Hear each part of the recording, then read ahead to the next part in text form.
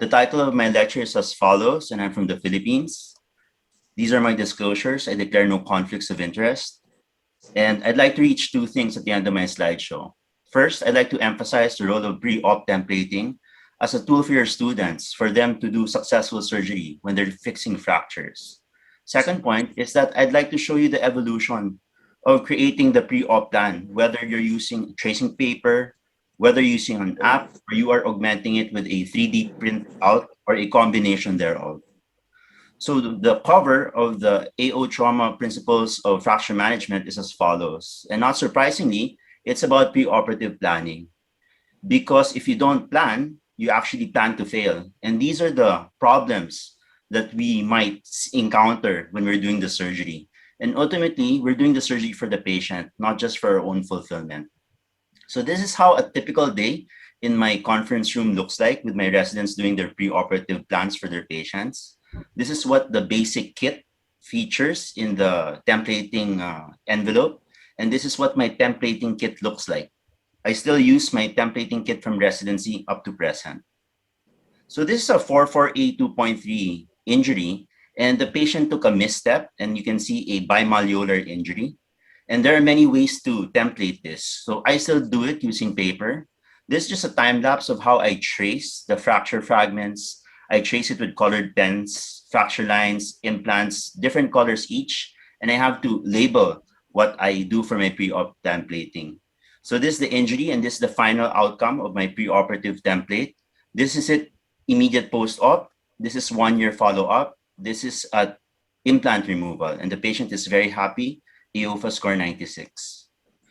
So I let my residents do their own templating, and they have shifted to an app-based platform. So they're tracing the lines, they've turned off the radiography layer. They're now drawing multiple implants that they're considering of using for this patient. So they're really using a variety of constructs. And the nice thing about the app is that you can turn off a particular layer so that you can use screws, turn on the plate and screws construct, use a tension band plate, whatever they want. The important thing is they can reuse this from one patient to the other patient. So this is the work of a junior resident. This is that of my trauma fellow, and she is very straightforward in just putting cannulated screws medially and laterally, to each his own. Now this is a 4.2C3K fracture. If you look at it quite closely, it can extend to a 4.3A1.1 injury. So these are ankle and leg x-rays. These are CT scans showing the fracture reduction. And this is stage 1 because there was an open wound for this patient. So we're putting the external fixator, we're looking at the alignment, but post-op, when you look at the overlay, you play around it, there's still a varus deformity.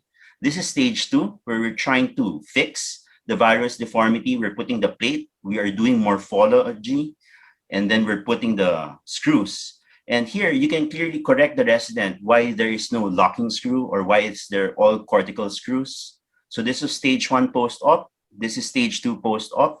This at 6, you can see the templates matching that of the digital app. And then this at 6 months, this at 1 year follow-up, patient score, EOFAS 96. Now, for more complex injuries, this is a 4.3C3 injury. You have a puncture wound on the anterior distal leg. These are the leg x-rays, ankle x-rays. We choose to show the axial, frontal, as well as sagittal cuts, and you can see the clear pilon injury from the plafond to the pilon, metaphysis, extending partially to the diaphysis. This is the 3D reconstruction. This is the 3D printout. I will get into detail on how we achieve the DICOM file to an STL file to this. And this is the uncleaned 3D printout that I will show you is cleaned later on for preoperative planning for this patient.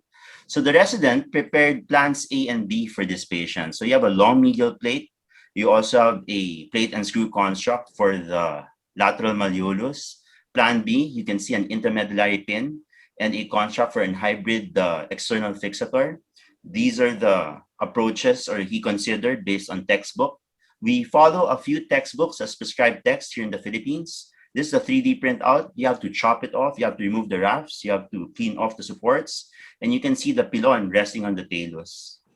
And when you break apart the pilon, you can actually see the quadmalleolar concept of the distal tibia. You can see the lateral malleolus. You can see the Volkmann's fragment, the medial malleolus, the big Tiliushapu fragment for this patient, as well as that pinpoint articular injury, which we juxtapose with the HL CT cut.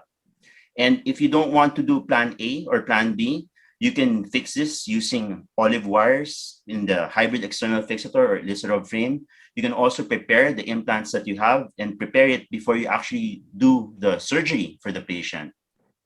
So this is just the DICOM software. I am about to export it so that I can put it into a slicer app. So basically, we're looking now at the region of interest so that we can narrow down which part of the fracture we want to print out.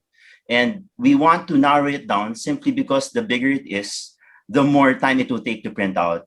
And now we're cleaning off the splint, we're trimming off the edges, we're removing fine comminution so that we don't have to print the unnecessary portions in this file.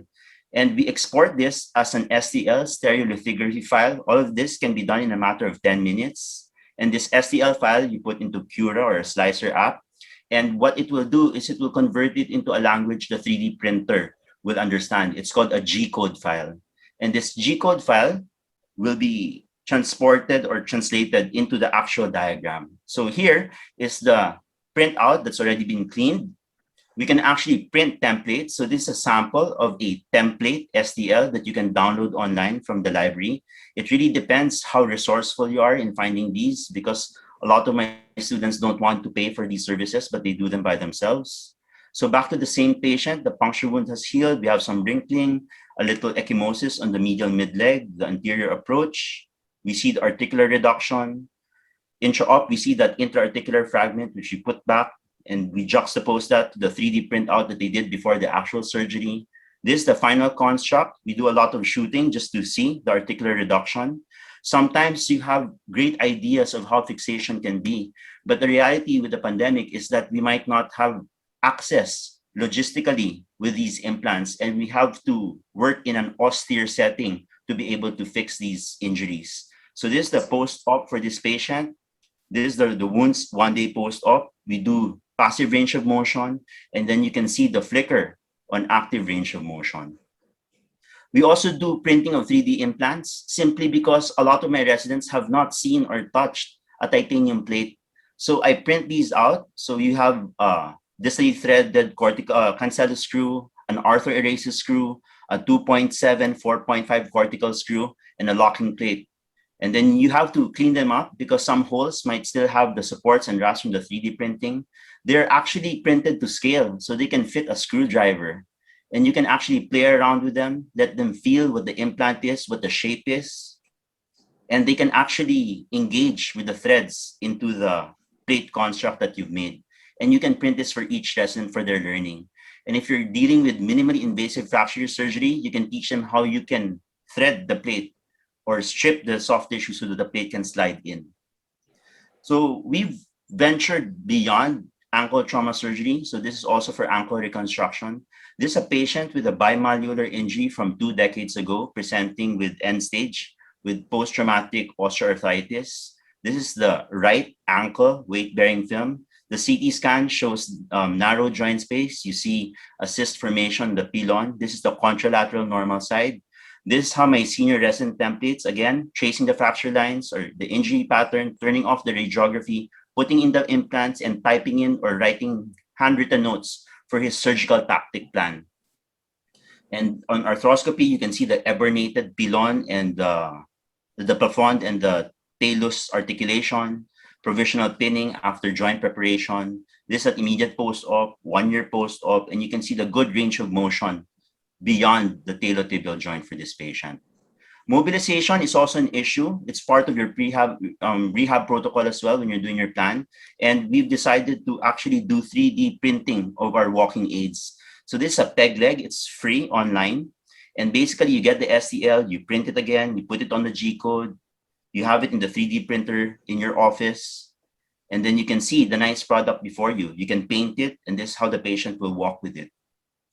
So to take home, to summarize, I would like to state that pre-op templating is mandatory. It is vital when you're doing surgical fracture fixation.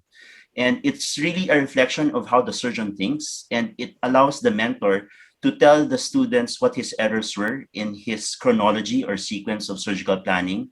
And you get to correct mistakes even before actual surgery is done so that you can further prevent harm for the patient. The pre-op plan is a comprehensive document. It goes beyond actual surgery, hence the rehabilitation that you have to include for your patients, not just patient positioning, anesthesia type, marking, etc. Finally, there are many ways to do your pre-op templating. I'm not saying that there's a best method of doing so. You can use paper, you can use an app, you can use a 3D printout, and there's really room for innovation. And I hope that this field will continue to grow. Once again, my name is Chinkin. I'm from the Philippines. Namaste.